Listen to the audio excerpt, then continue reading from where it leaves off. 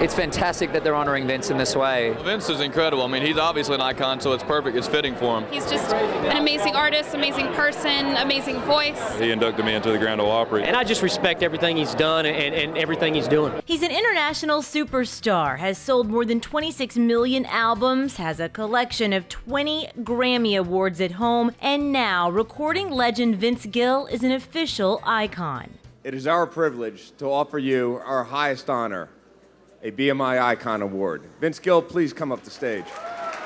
All these people that have won this award over the years, it's a pretty staggering group of people, and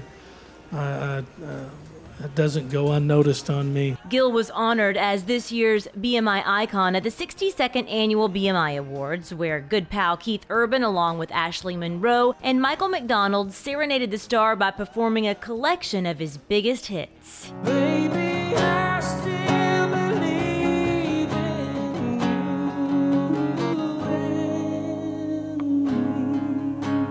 Along with Gill, BMI recognized writers of the past year's most performed songs, including hitmaker Rhett, who claimed the Songwriter of the Year award with writing credits on 7 tracks, including Blake Shelton's Boys Round Here, Billy Currington's Hey Girl, Jason Aldean's When She Says Baby, and his son, Thomas Rhett's own #1, It Goes Like This.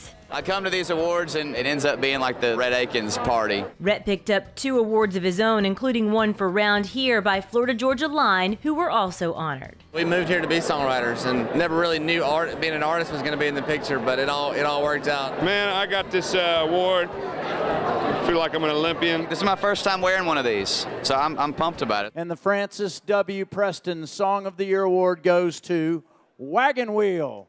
Written and published by Ketch Secor. Rounding out the night, it was Darius Rucker's Wagon Wheel, which took home the coveted medallion for Song of the Year. Songs are the lifeblood, not only of Nashville, but of country music. Just a blessing to be here, man. It's all about the songs, it's all about the song writing and the songwriters. Know what you're doing, baby, don't you?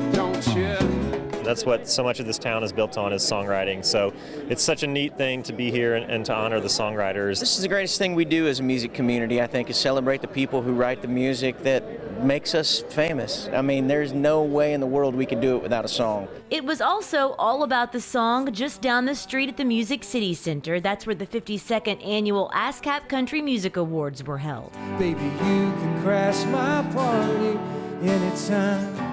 This is like our CMA or ACM or whatever you want to call it. It's the night for writers, so it's just cool, especially in Nashville, where we get to be celebrated and we're very respected in the community, so it's really cool to have a night for us. ASCAP writer Ashley Gorley certainly crashed this party. He was given the night's top honor of Songwriter of the Year. He's responsible for penning 8 of the most performed ASCAP songs of the year, including 3 of the 5 top songs. I wanna be your Friday night sweet ride, summertime sunshine.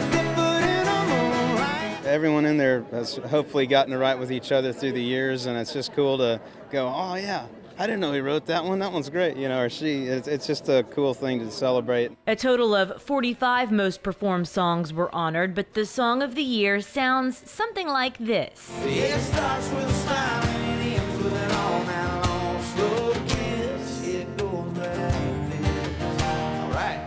The Thomas Rhett tune It Goes Like This was crowned ASCAP's Song of the Year, written by Ben Hayslip and Jimmy Robbins. It's pretty amazing. I was barely invited to this thing last year. I had to beg, borrow, and steal to get here. And so this year to be getting a couple of awards is pretty crazy. Many other well-known artists who are also songwriters were on hand and given a medallion for their writing accomplishments. Special tribute was also paid to Alan Jackson and Craig Wiseman, who were each presented with the ASCAP Heritage Award. I'm honored beyond words.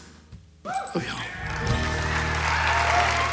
Let's start in with a good night kiss. My lips, your lips. It was a good night for SESAC writers as well, as they honored their Songwriter of the Year, Rob Hatch, for penning Randy Houser's Goodnight Kiss, along with Lee Brice's smash hit I Don't Dance. I guess you got me in the palm of your hand, girl, 'cause I don't dance.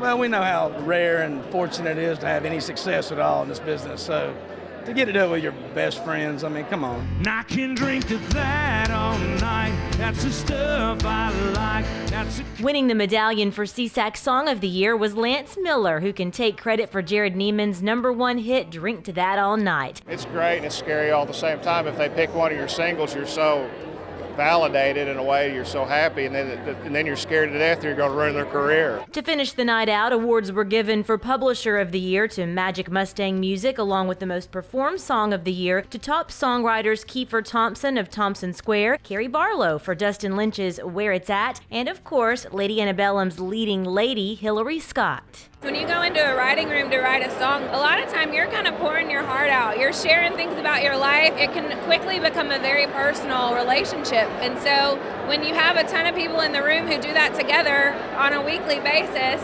it turns into a big gathering of friends, and that's what tonight is. I'm just glad to be doing music for a living and doing what I love.